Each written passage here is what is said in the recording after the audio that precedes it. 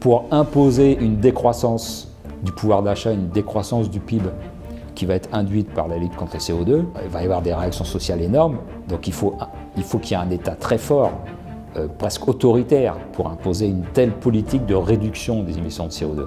Et donc là, on va sur une pente glissante que je trouve très dangereuse. Moi, j'ai un peu peur que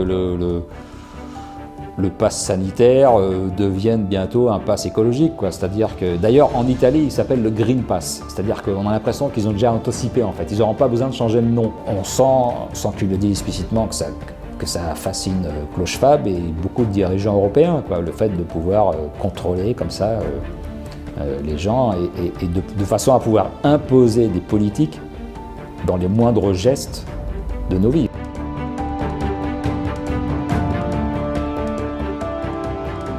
Bonjour Philippe Herlin. Bonjour. Merci d'avoir accepté notre invitation.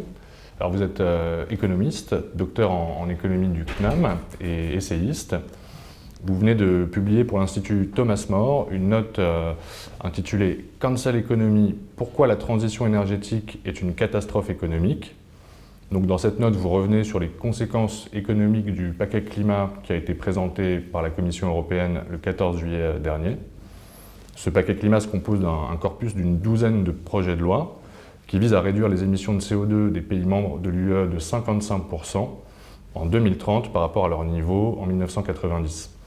Alors cette réduction de 55%, en fait, c'est un objectif intermédiaire puisque ce paquet climat s'inscrit dans le cadre plus vaste du Pacte vert pour l'Europe, une feuille de route qui a été annoncée en décembre 2019 et dont l'objectif est d'atteindre la neutralité carbone d'ici 2050. Alors dans un premier temps, est-ce que vous pouvez revenir sur les principales mesures que contient ce paquet climat? Alors réduire les émissions de CO2 de 55%, c'est un gap vraiment énorme. Et quand on regarde en fait quels sont les secteurs qui vont devoir faire le plus d'adaptation, on se rend compte que dans l'industrie c'est assez limité parce qu'il y a des processus industriels qui sont ce qu'ils sont. C'est-à-dire par exemple pour fabriquer l'aluminium, il faut beaucoup d'électricité et on n'a pas encore trouvé de moyens plus économes. Donc voilà. Donc les marges de manœuvre dans l'industrie sont assez limitées. Dans l'agriculture également, parce qu'on utilise des engrais, on ne peut pas totalement supprimer les engrais. La seule marge de manœuvre, c'est de diminuer la consommation de viande, mais voilà, mais ce sera de toute façon assez faible.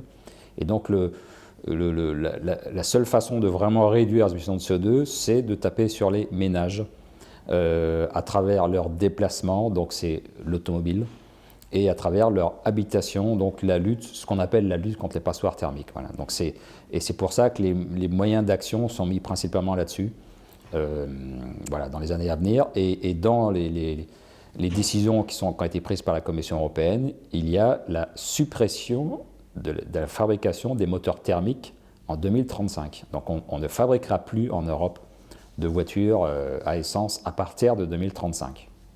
Et donc ça, c'est vraiment une révolution énorme dans le secteur automobile, quoi. Alors effectivement, vous parlez de ce secteur automobile et de la voiture électrique dans votre note. Est-ce que cette production de véhicules thermiques, en fait, qui va s'arrêter au profit des véhicules 100% électriques, en quoi finalement elle menace l'avenir de la filière automobile européenne? Alors, il faut comprendre, il faut se rendre compte que le secteur automobile, c'est un point fort de l'Europe. Les marques qui font rêver dans le monde, elles sont quasi essentiellement européennes. Il y a quelques modèles américains ou japonais, mais mais essentiellement, tout le monde rêve d'avoir une voiture de luxe européenne quand on habite en Chine ou aux États-Unis. Bon, voilà. Donc on a vraiment un avantage. Et puis en termes technologiques, on est aussi à la pointe, aussi bien dans des petits modèles très économes que dans des voitures de luxe, etc. Donc on est vraiment en pointe partout. Et le problème, c'est qu'on va abandonner donc complètement tout cet acquis et pour basculer sur l'électrique. Et là, sur l'électrique, on n'est pas les seuls, quoi. Et voilà, il y en a même qui ont de l'avance sur nous, notamment les Américains déjà, avec Tesla, on le sait, et puis aussi la Chine. La Chine, pour l'instant, n'a jamais réussi à vendre des automobiles en Europe parce qu'elle n'avait pas le niveau en termes de moteur thermique, en termes de sécurité aussi, sécurité passive. Bon. Mais là, ils ont toutes les compétences et ils ont surtout accès aux terres rares qui sont en Chine pour plus de 80%. Donc ils vont avoir un vrai avantage par rapport aux constructeurs européens et donc ils vont pouvoir déferler en Europe avec des modèles qui seront compétitifs technologiquement et qui seront très compétitifs au niveau des prix. Donc ça va vraiment être dévastateur pour le secteur européen qui va perdre son image de marque. Enfin, on imagine mal une Ferrari électrique, quoi. Je veux dire, voilà, c'est un peu, voilà, on a un peu de mal à imaginer à quoi ça peut ressembler. Est-ce qu'on va vouloir en acheter une? Est-ce qu'on va encore rêver d'une Porsche électrique? Je ne sais pas vraiment. Est-ce que les enfants vont rêver d'une Porsche électrique? Je ne suis pas sûr, quoi, voilà. Et en face de ça, il va y avoir des modèles chinois qui seront très compétitifs, donc ça va être dévastateur pour le secteur automobile, quoi. Vous parliez de la lutte contre les passoires thermiques, effectivement qu'il y a une disposition qui a été prise par le gouvernement un peu plus tôt cette année. Quelles pourraient être les conséquences de cette transition énergétique pour l'accès justement à la propriété ou au logement?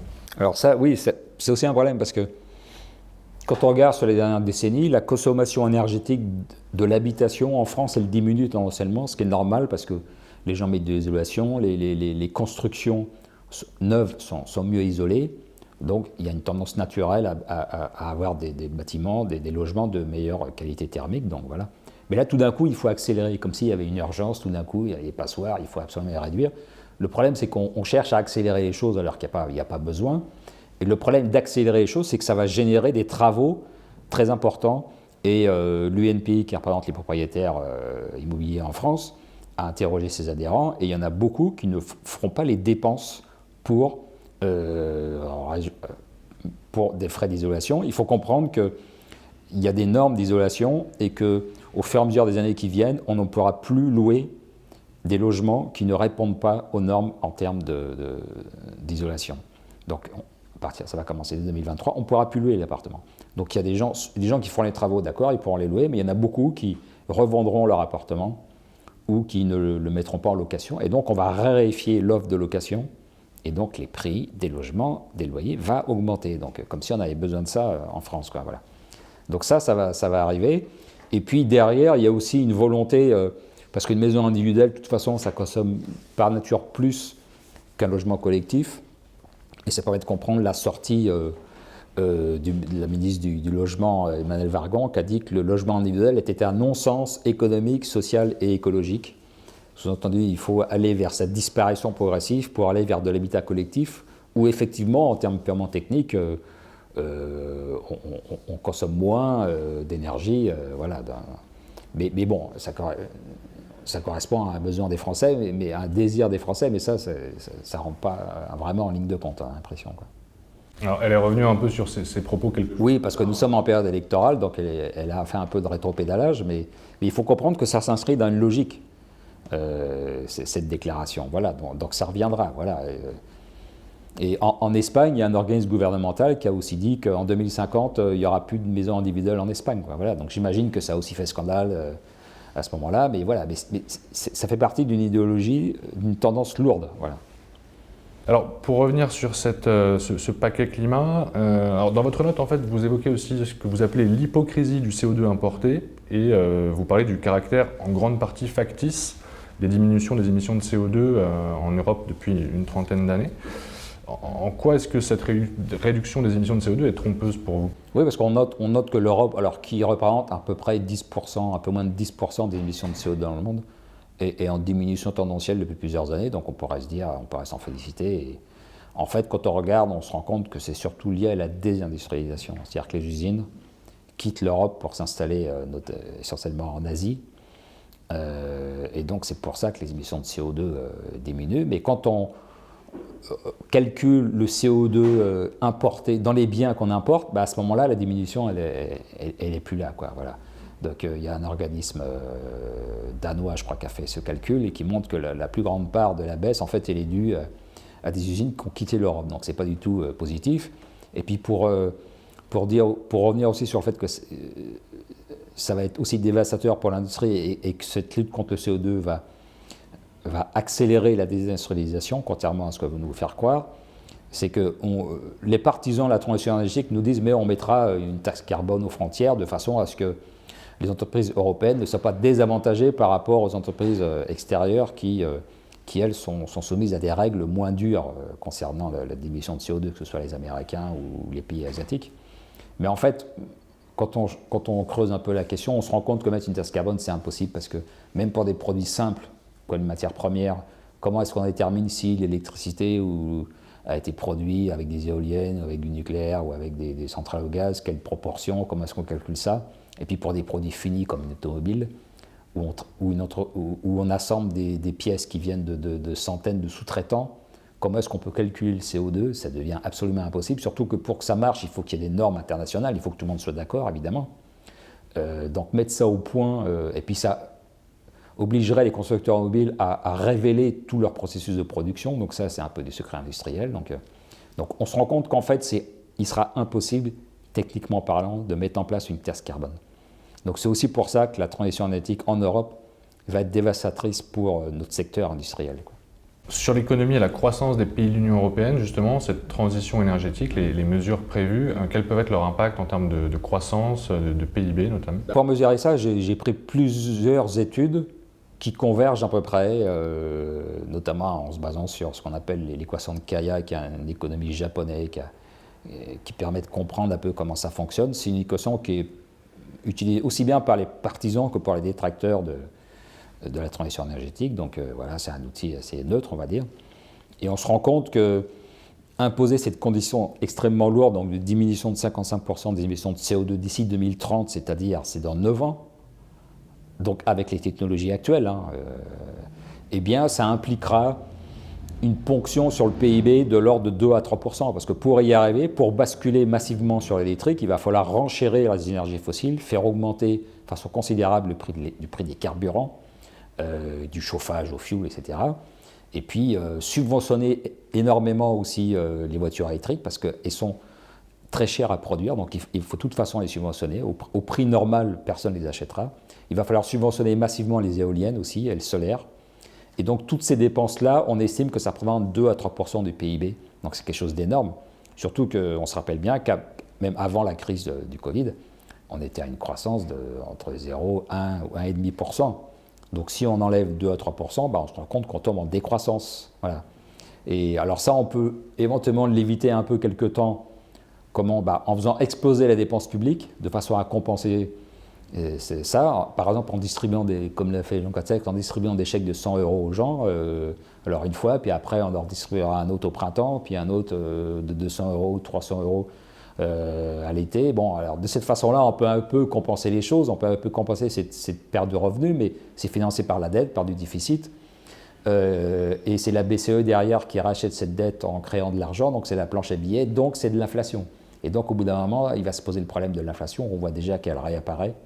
Et si on continue sur cette voie-là, on va alimenter l'inflation, donc ça va rendre ça impossible. Mais en tout cas, voilà, c'est ce qui se passe en ce moment, une explosion des dépenses publiques qui permet un peu de cacher ça, voilà, mais ça ne va pas durer, quoi. Donc oui, finalement, pour vous, cette transition, c'est la dette ou les impôts, les taxes qui permettent de la financer en grande partie? Même la dette, ce n'est pas une solution à long terme, parce que cette transition, elle va durer, donc on a dit 2030, mais on va continuer jusqu'en 2050 pour obtenir la neutralité carbone. Donc on ne va pas pouvoir faire du déficit comme en ce moment, pendant 30 ans, parce que à ce moment-là, l'euro va exploser et terminer en hyperinflation. Donc il y a un moment, il va falloir payer, et les gens vont le payer par un recul du pouvoir d'achat, qui sera vraiment important, quoi, voilà, et par des pertes d'emplois dans l'industrie. Donc finalement, c'est les classes les plus modestes qui vont être... Pas seulement, toute la classe moyenne en fait va être impactée aussi par ça, donc ça va être quelque chose d'assez terrifiant. C'est pour ça que j'ai écrit cette note pour avertir et pour que les gens réagissent avant que ça n'arrive vraiment, quoi, ouais. Alors pourquoi selon vous justement l'Union européenne se lance dans une politique de transition énergétique aussi ambitieuse? Vous l'avez rappelé tout à l'heure, en fait l'Union européenne c'est environ 10% des émissions de CO2 dans le monde, donc très loin derrière les principaux émetteurs que sont la Chine, les États-Unis, la Russie par exemple. Alors, est-ce que finalement l'UE ne se tire pas une balle dans le pied? Est-ce qu'elle ne risque pas d'être le dindon de la farce en imposant ces nouvelles réglementations qui risquent de mettre en difficulté finalement l'activité des derniers secteurs industriels qui n'ont pas été délocalisés? Oui, c'est vraiment une politique stupide, parce qu'il faut savoir que lors de la COP de Paris en 2015, la Chine ainsi que l'Inde ont obtenu, eux, de pouvoir continuer à augmenter leurs émissions de CO2 jusqu'en 2030, et puis ensuite vaguement de s'engager à ce que ça stagne et puis que ça diminue, quoi. Donc c'est-à-dire que pendant que nous, on va faire des efforts dantesques pour réduire les émissions de CO2, alors qu'on pèse déjà que 10% au niveau de l'Europe, La Chine, qui pèse 28%, elle va continuer à augmenter ses émissions de CO2. Tous les efforts qu'on va faire vont en fait être complètement absorbés par l'augmentation de la Chine et de l'Inde et d'un certain nombre de pays émergents. Donc c'est complètement stupide parce qu'au niveau de la planète, en termes de CO2, les émissions vont continuer d'augmenter, donc quels que soient les efforts qu'on fait. Donc c'est vraiment du suicide, c'est du suicide complet pour l'Europe. Mais pourquoi est-ce que ça a autant de prégnance, autant de force en France et en Europe? Moi, l'explication que je vois est assez évidente, parce que les fondements scientifiques, on pourra en discuter, mais je veux dire, on nous dit qu'il y a un consensus sur le changement climatique anthropique. En fait, quand on creuse un peu, on se rend compte qu'il y a une large discussion parmi les scientifiques et qu'il n'y a pas d'avis absolument établi là-dessus. Donc voilà, donc dans la note, je l'évoque, il y a un débat qui est en fait interdit en France et en Europe aujourd'hui, mais il y a un débat, il y a une discussion. Et pourquoi ça a autant de force, cette transition énergétique? Mais parce que ça justifie l'intervention de l'État dans tous les domaines. On a parlé de l'habitation. Quand vous contrôlez l'habitation, le logement, les processus industriels, la taxe carbone, l'agriculture, bah vous contrôlez tout, quoi. Donc comme on a une classe européenne, et spécialement en France, une classe politique française extrêmement très étatiste, bah, eux, ils trouvent ça génial, quoi. Je veux dire, tout le monde est étatiste en France, hein, de Marine Le Pen à Mélenchon, de Macron au candidat LR. Tout le monde vénère l'État, quoi. Voilà. Donc là, c'est génial parce que ça donne des nouveaux arguments à l'État pour intervenir, pour contrôler, pour légiférer, pour faire de la bureaucratie, pour subventionner, c'est-à-dire alimenter des clientèles électorales, pour mettre des normes partout. Donc ça leur plaît, quoi. Voilà. Ça donne du travail à notre bureaucratie. Voilà. Et ça, pour moi, c'est la raison profonde de ça. C'est que ça légitime l'intervention de l'État et l'augmentation de l'emprise de l'État sur la société, sur les individus, sur les entreprises. Et pour moi, c'est un vrai danger parce que ça commence à atteindre des libertés fondamentales. Parce que il faut comprendre que pour imposer une décroissance du pouvoir d'achat, une décroissance du PIB qui va être induite par la lutte contre le CO2, il va y avoir des réactions sociales énormes. Donc il faut qu'il y ait un État très fort, presque autoritaire, pour imposer une telle politique de réduction des émissions de CO2. Et donc là, on va sur une pente glissante que je trouve très dangereuse, quoi. Alors pour vous, finalement, la transition énergétique, on a vu à qui elle n'allait pas profiter sur le plan économique. Donc pour vous, elle va profiter à l'État. Donc c'est ce que vous venez de dire, qui va pouvoir renforcer son emprise, son contrôle sur la société. Alors visiblement aussi, ça va profiter à nos concurrents, notamment asiatiques ou chinois, qui vont pouvoir récupérer une partie de notre industrie. Et voilà, à qui d'autre est-ce que ça peut profiter justement, cette économie verte? Ça va profiter à la Chine, en fait, surtout, parce que la Chine, elle possède les métaux rares qui sont nécessaires à cette transition, hein, parce que dans les éoliennes, dans les batteries de voitures électriques, il faut des métaux rares, et plus de 80% de ces métaux rares se trouvent en Chine. Il y en a un peu en Afrique, mais les mines en Afrique sont aussi contrôlées par la Chine, donc ils ont mis la main sur tout le secteur. Donc ça a profité à la Chine, qui dans le même temps, elle, comme je disais, a obtenu l'exemption lors de la COP de Paris pour pouvoir continuer à augmenter ses émissions de CO2 jusqu'en 2030. Donc ils vont continuer à construire la centrale à charbon. Je l'ai mis dans l'étude, il y a un article de Chalence qui expliquait que dans les années qui viennent, on allait construire 600 centrales à charbon en Asie. Donc je n'ai pas le détail par pays, mais je pense que la Chine se taille la part du lion. Donc on va continuer Donc la Chine, elle gagne sur les deux tableaux, en fait. Elle continue d'avoir une énergie bon marché parce qu'elle utilise le charbon qu'elle a chez elle, donc à un coût assez faible. Elle construit aussi des centrales nucléaires. Et puis, dans le même temps, elle nous vend des éoliennes, elle nous vend des métaux rares et des batteries en disant « mais c'est très bien, faites la transition énergétique, allez-y, foncez, on va vous fournir toutes les matières premières pour ça. » Voilà. Il gagne sur les deux tableaux, donc pour la Chine. Et puis comme nous, on va se désindustrialiser parce qu'on va perdre en compétitivité, ils vont récupérer nos usines, ils vont continuer cette délocalisation à leur profit. Donc la Chine, elle gagne vraiment sur les deux tableaux, donc ça c'est vraiment assez stupéfiant. Les États-Unis, ça dépend un peu. Quand il y avait Trump qui était très critique vis-à-vis de la COP, il est sorti de la COP de Paris.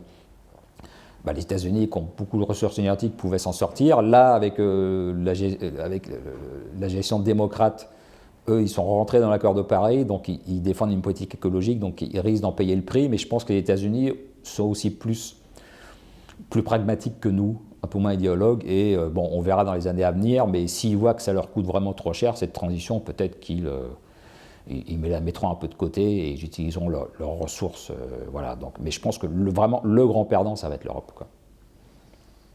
Et d'autant que vous évoquez l'exploitation des terres rares en Chine et puis la construction de batteries pour les voitures électriques, en fait, il y a certaines ressources comme le cobalt, alors là, qui vient d'Afrique et qui est exploité dans des conditions catastrophiques où c'est des enfants généralement très très jeunes qui l'exploitent. En Chine, on a aussi, enfin au Chili là pour le coup, pour justement le lithium qui sert à fabriquer ces batteries, là aussi ça a des conséquences sur l'environnement dramatiques. Le néodyme aussi qui est utilisé pour les éoliennes et qui se trouve en Chine. En fait, on parle assez peu finalement de ce... Oui, ça c'est tout l'aspect un peu qu'on met sous le tapis, quoi. Qu'explique très bien d'ailleurs Guillaume Pitron, qui a écrit un livre sur la météo rare, qui a fait un documentaire sur Arte là-dessus qui est très intéressant. Parce que la voiture électrique, bon, évidemment, elle n'émet pas de CO2, mais si on prend la totalité de son cycle de vie, c'est-à-dire la fabrication, l'extraction des métaux rares pour faire sa batterie, et puis ensuite le recyclage, ah ben là, il y a des émissions de CO2 énormes. Et on se rend compte que par rapport à une voiture thermique classique aujourd'hui, qui consomme peu, parce qu'on a des moteurs thermiques très efficaces, eh ben, il faut vraiment faire beaucoup de kilomètres par an pour qu'au final, il y ait un avantage qui n'est même pas énorme de la voiture électrique sur la voiture thermique, quoi. Et quand on regarde l'ensemble de la chaîne de production, on se rend compte qu'il y a beaucoup de dégâts, quoi. Les énergies renouvelables, elles fonctionnent avec des matériaux qui ne sont pas renouvelables, hein. Le cobalt, tout ça, tous ces terres rares. En Chine, c'est des ressources qui sont limitées par définition, hein. Il y en a dans l'écorce terrestre, mais bon, il y a un moment, il n'y en aura plus.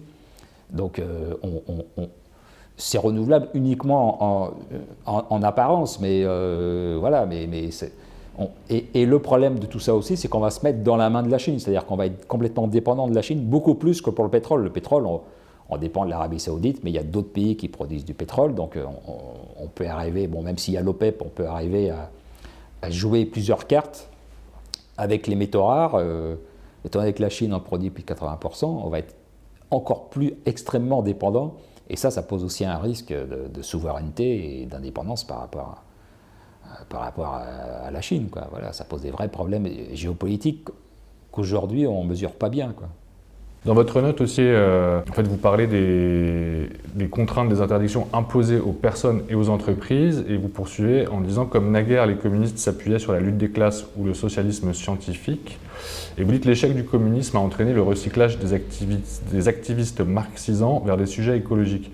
Alors comment finalement ces sujets liés à l'écologie, qui est une vraie question, il y a quand même aussi des problématiques écologiques qui sont bel et bien présentes.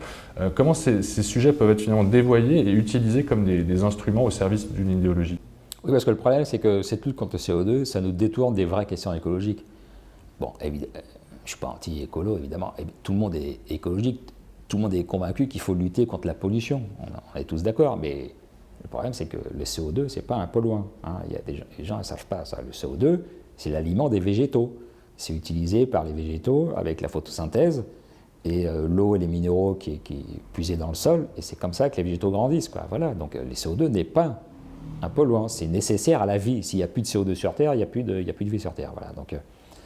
Donc en se focalisant sur la lutte contre le CO2, on a l'impression de faire de l'écologie. En fait, on lutte contre quelque chose qui n'est pas polluant. Et on laisse tomber plein de choses polluantes, et notamment toute l'extraction des métaux rares, qui est extrêmement polluante pour la Terre et pour les hommes qui y travaillent.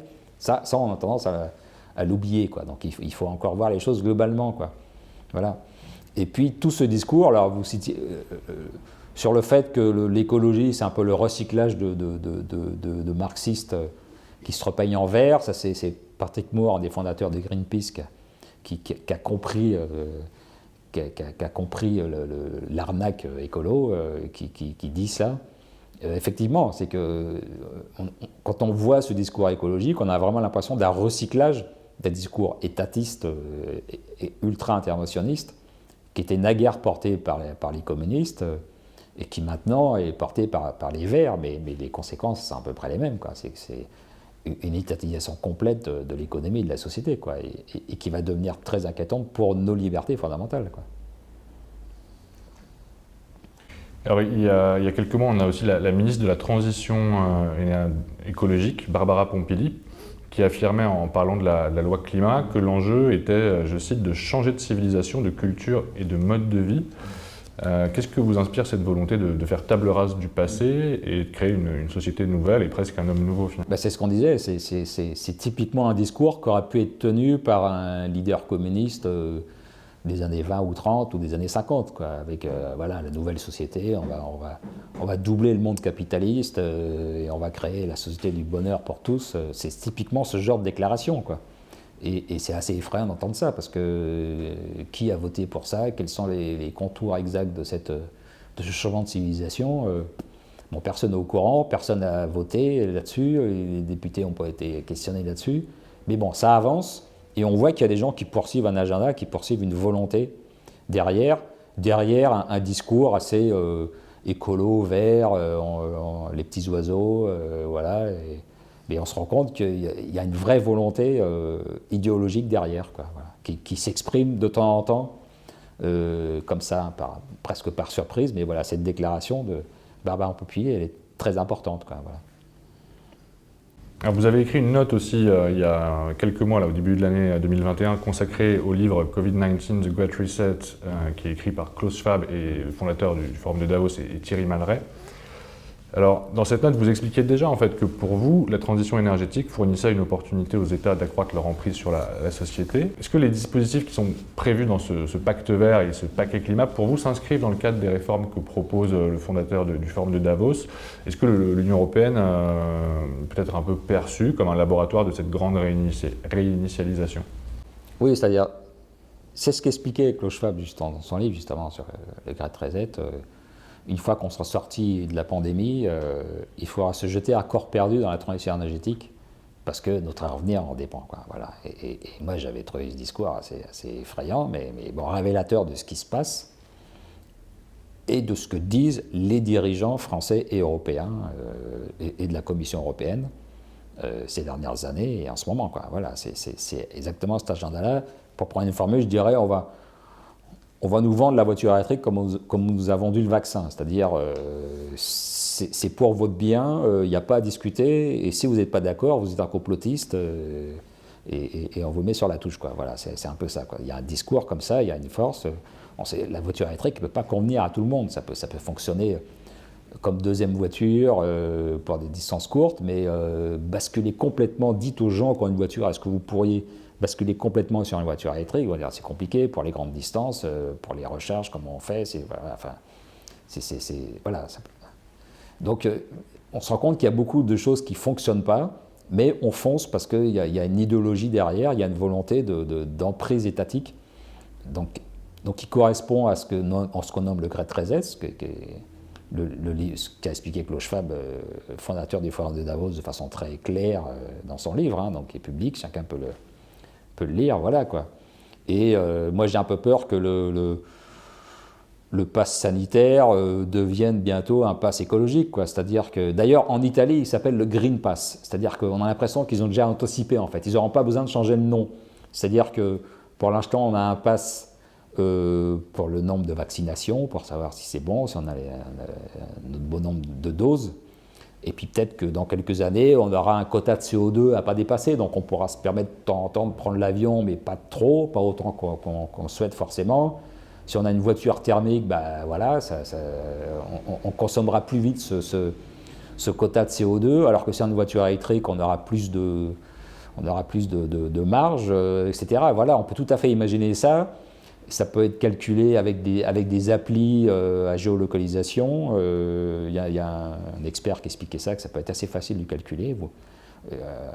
Si vous êtes tracé dans vos déplacements, on peut savoir à quel moment vous êtes dans un transport en commun, auquel cas vous ne consommez pas votre quota de CO2, ou quand est-ce que vous êtes en voiture.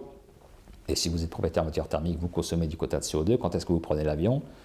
Avec la géolocalisation, c'est assez facile de calculer un quota carbone pour chaque individu, quoi. Donc on va peut-être tous avoir le Green Pass bientôt, quoi. Mais ça veut dire que c'est une société de surveillance complète, quoi. Et ça se rapproche beaucoup du crédit social chinois, quoi. Voilà, qui est quelque chose qui, on sent, sans qu'il le dise explicitement, que ça fascine Klaus Schwab et beaucoup de dirigeants européens, quoi. Le fait de pouvoir contrôler comme ça les gens et de façon à pouvoir imposer des politiques dans les moindres gestes de nos vies. Il faut se rendre compte que maintenant, pour prendre un café, il faut un pass sanitaire, quoi. Voilà. Donc, dans quelques années, peut-être que pour prendre l'avion, il faudra avoir les quotas carbone nécessaires. Et que si on les a dépensés, on ne pourra pas partir en avion avec ses amis, il faudra choisir d'autres vacances, quoi. Mais ça, c'est des choses qui aujourd'hui semblent un peu de la science-fiction, mais on nous aura dit il y a quelques années qu'il faudrait un pass sanitaire pour prendre un café, on aura dit mais ça va, t'es fou, quoi. Voilà. Et c'est arrivé. Voilà. Donc ce genre de Green Pass, j'ai peur qu'on le découvre bientôt, quoi. Voilà. Dans la dernière partie de votre note où vous revenez sur les conséquences politiques de la transition énergétique, vous faites aussi un parallèle entre la cancel culture et la cancel economy. Vous dites, je cite, la lutte contre les émissions de CO2, c'est en fait la cancel culture appliquée à l'économie. Pourquoi cette analogie? Qu'est-ce que recouvre ce terme de cancel economy? La cancel culture, c'est un terme assez récent, mais qui montre, qui permet d'expliquer tous les mouvements auxquels on a assisté ces dernières années, avec le fait d'enlever un certain nombre de statuts de grands hommes. Aux États-Unis, on l'a vu, il y a beaucoup de débats, un peu en Angleterre, un peu en France aussi.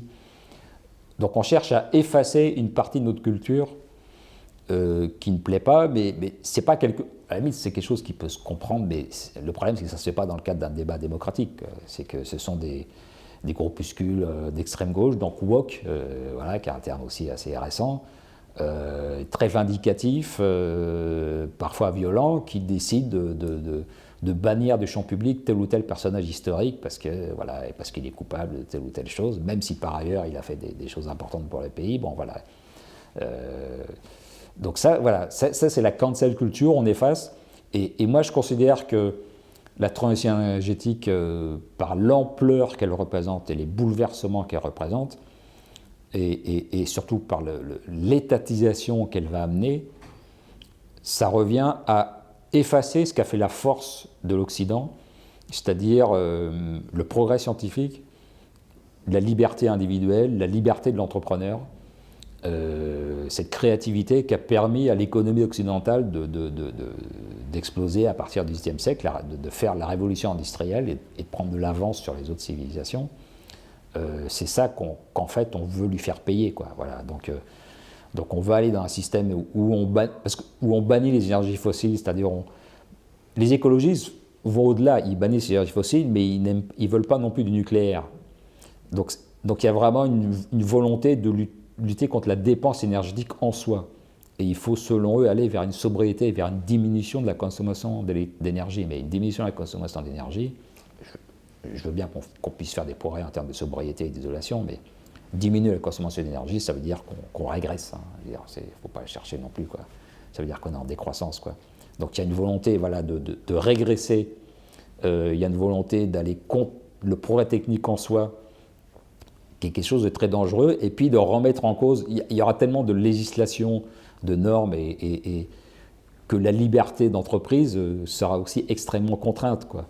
Et donc en faisant ça, on va affaiblir considérablement l'Occident, et donc on va effacer, on va effacer ce qui avait fait la force de l'Europe et des États-Unis jusqu'ici, quoi. Voilà, donc, mais ce ne sera pas perdu par tout le monde, quoi, parce que la Chine, qui elle a une vision très industrielle et très tournée vers le progrès et la recherche scientifique, elle va récupérer ça. Voilà, donc ça se fera à notre détriment, quoi. Sandrine Rousseau, qui est économiste et qui fait partie du Parti Europe Écologie Les Verts, parlait récemment sur France Culture de choc de compétitivité négatif, de choc. Oui. Voilà, c'est ça la décroissance.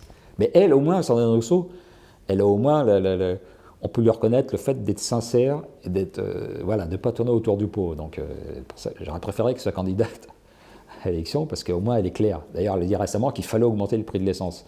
Mais en fait, c'est ce que veulent les gouvernements européens, c'est ce qu'ils veulent. Ils ne peuvent pas le dire maintenant, et notamment pas en France parce qu'on est en période électorale, mais c'est l'objectif, parce que sinon, si on n'augmente pas le prix de l'essence, les gens ne vont pas basculer vers l'électrique.